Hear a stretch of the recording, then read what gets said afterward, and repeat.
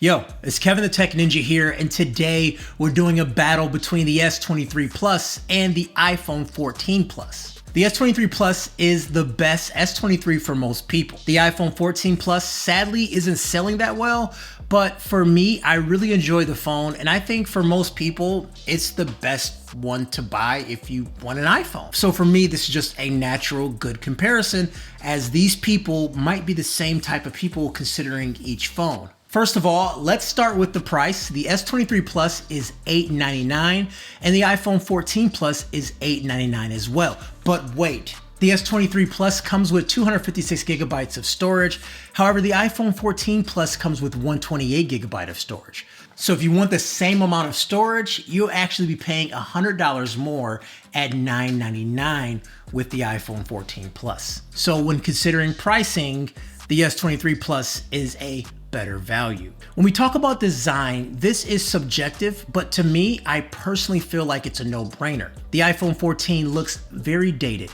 It looks like a phone we've seen for many years, and we are begging for a new design for the iPhone. But as of right now, unless you can see all the nuances, this 14 doesn't look much different than the XR. And that's saying something. Although the S23 Plus does not look much different than the S22 Plus, it's still a good designed phone.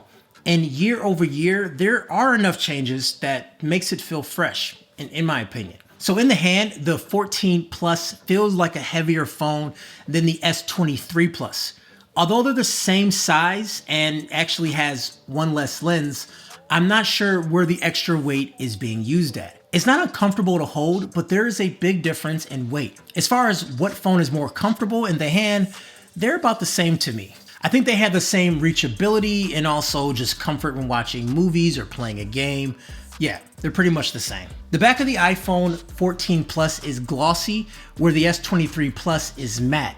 So I'll obviously pick the one that is matte. Now both phones do come in different colors. The 14 Plus does not come in many different colors, but that's where my sponsor Dbrand can change that for you. For around $20, you can change the look and get rid of these fingerprints and slickness on the phone. You can make it unique and make it your own design. Hit the links down below to Dbrand your device. Overall, with design, I like the S23 Plus.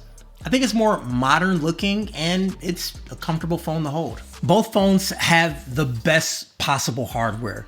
You know, the iPhone has Apple's latest chip inside, so you know performance will definitely not be an issue. And say what you want about iPhones not having as much RAM as Samsung, the iPhone runs so smooth regardless. You know, iOS is optimized to run well. There are a lot of pro apps and pro workflows for iOS, which makes for people like me have a hard time leaving the ecosystem. And even on the bigger screen phones, there isn't any like window-in-window multitasking, but it performs so well and is consistent. It's been tried and true for so many years. And iOS may not be great, but the integration makes things easy. And since it's so simple, anyone can use it and just pick it up and go. Now with the S23 Plus, well, Android is more powerful than iOS.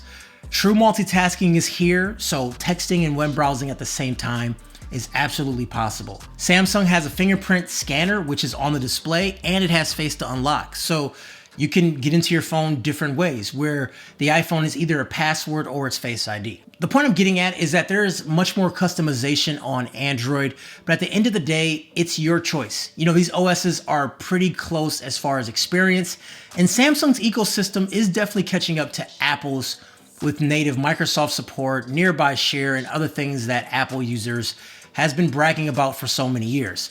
The gap is starting to close a little bit, but it's not quite there. The ecosystem just isn't fluid, but it's a good start, and I think maybe in a couple more years the conversation will be different, but we'll have to see about that. And for a content creator, being honest, it's hard to leave the Apple for my content, as the ecosystem is more sussed out with things like AirDrop and using Final Cut as my main editor. You know, using the Apple Watch is how I track my health, it's how my doctor tracks it, it's how my personal trainer tracks it, it's how I track my dad's health. But each person is different and can experience things depending on what they have. And Samsung at this moment, ecosystem is pretty good, but you have to be in that ecosystem to fully experience it. And so for me, when we look at it that way, there's no main advantage. It just depends on which ecosystem you are already immersed in and which one your family's immersed in. That right there is the main point. Let's talk about the display. You know, it's a good chance that Samsung made the iPhone 14 display. So they're both going to be great. Now, when you have them side by side, there is very little difference between the two.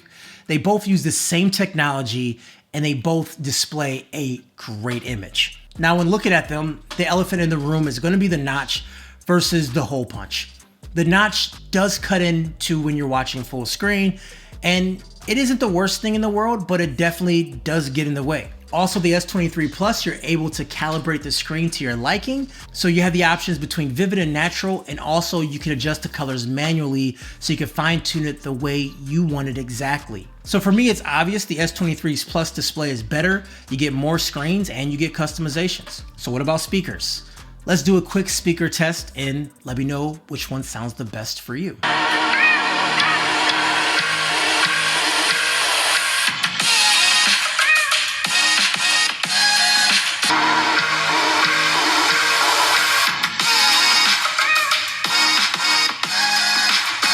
Everyone's favorite has to be cameras, and obviously Samsung has an advantage in this department with an extra lens and also a bigger sensor. But I do want to focus on image quality. Also, I won't disclose which camera is which until the very end. Let's do it. When looking at camera A versus camera B, you'll see that camera A removes shadows in most shots. In this example here with the Starbucks sign, you can see how both cameras took two different approaches to this image. I would say camera B grabbed the overall essence better. At times, camera A can push more blue, especially when you're outside, as you can see here on the buildings. It makes the images look more friendly and approachable, but not the most realistic. And so camera A is pretty good at low light too, but at times it can lighten things up too much, including skin, as you can see here. Now, rounding up, I think camera B does show more details, and overall, I feel like the images are more realistic and I can consistently get a good shot. Camera A could be hit or miss, but with good lighting, I do enjoy its photos more. Which one do you think is camera A, and which images overall looks better? Leave a comment down below and let me know. I'm sure you guys guessed that camera A is the S23 Plus and camera B is the iPhone 14 Plus. Also, we gotta give credit to S23 Plus zoom levels, which is an added benefit over the 14 Plus. But for me, I felt the images in the 14 Plus were much more consistent and much more true to life. Okay, let's round this up and talk about gaming. Apple has made a huge push in gaming lately with Apple Arcade, and also allowing us to use controllers for gaming on iOS devices. When it comes to gaming, the iPhone is very good.